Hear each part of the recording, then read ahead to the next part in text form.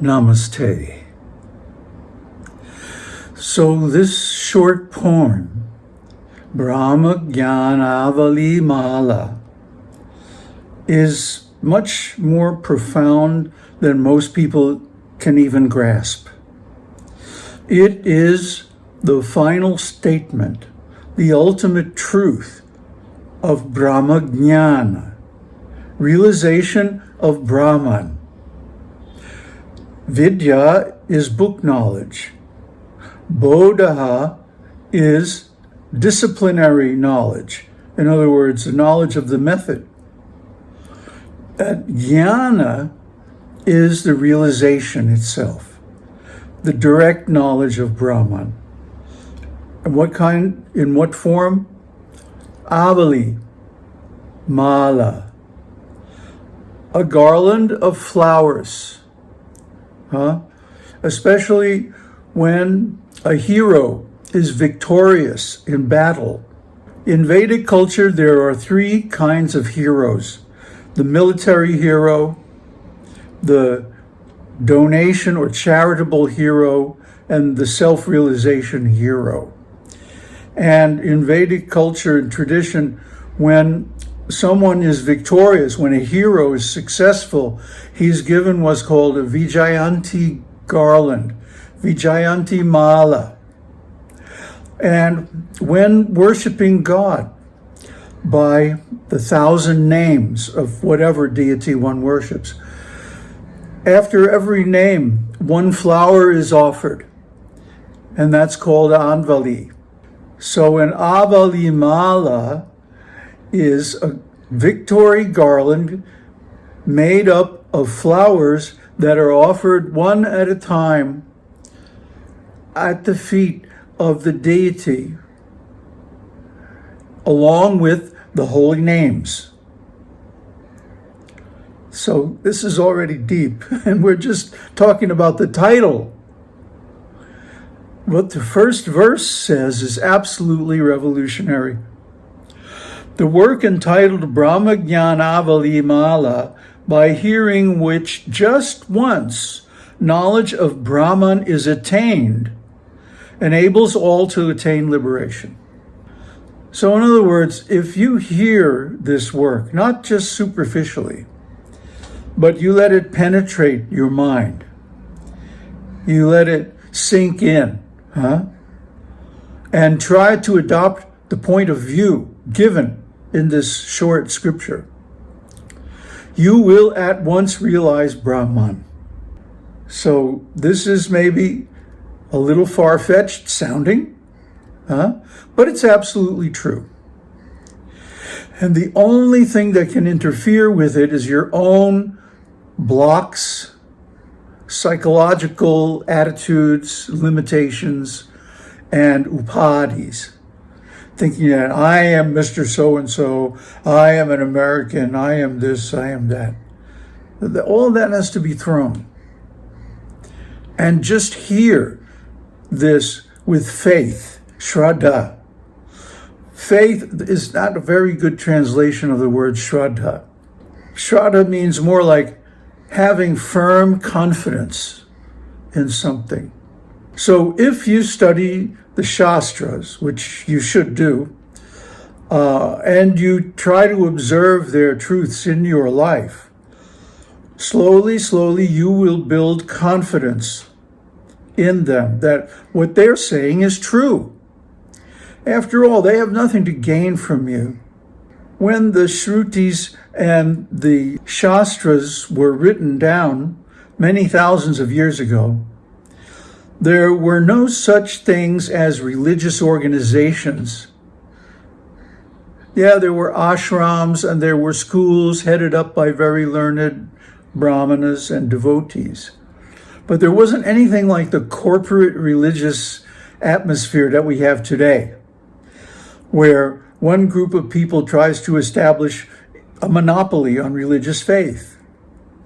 This is very perverted, a very twisted kind of bass-ackwards thing, that one should develop faith first.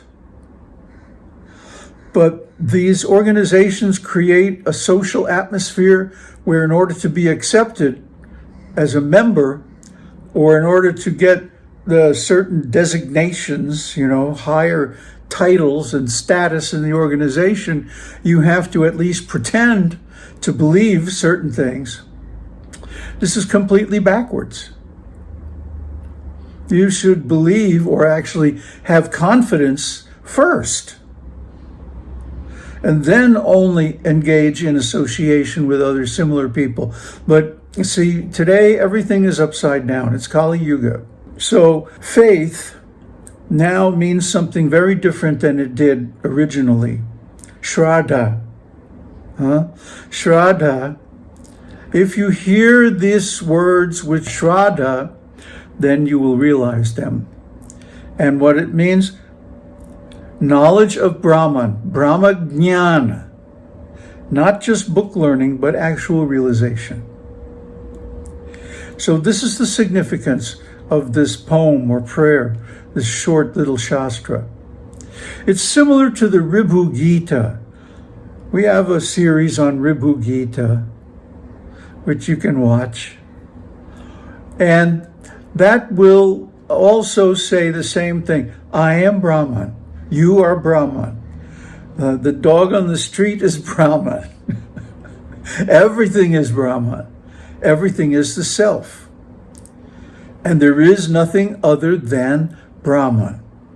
There is no non-self, as Ribhu Gita puts it. Everything is the self. And because everything is self, everything can be known to the inquisitive aspirant, and should be known, and can be known simply by hearing about it. Because once you accept the point of view, Aham Brahmasmi, I am Brahman. Once you get that, everything else becomes an open book.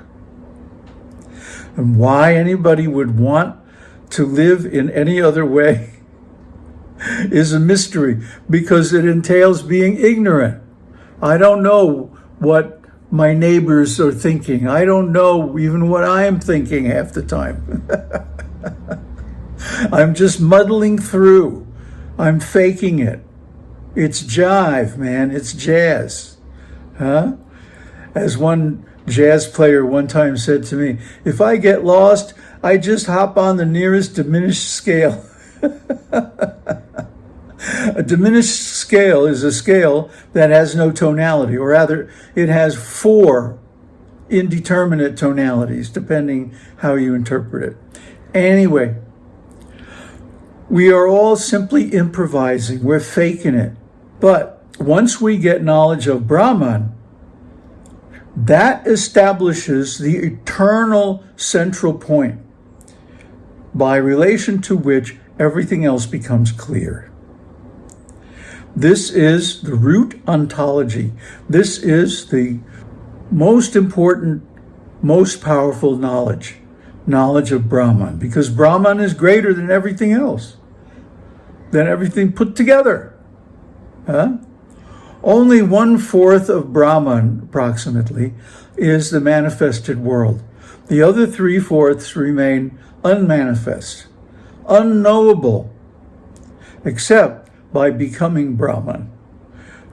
Actually, we already are Brahman, but we think we're something else. So when we uncover our original identity and realize that Aham Brahmasmi, I am actually Brahman, everything else becomes clear.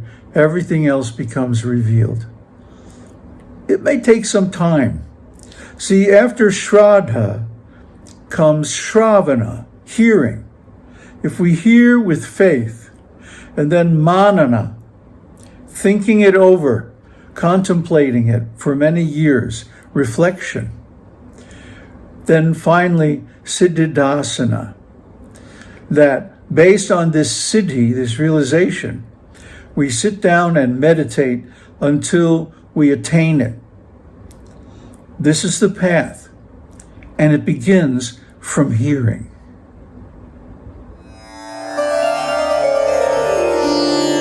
Om accept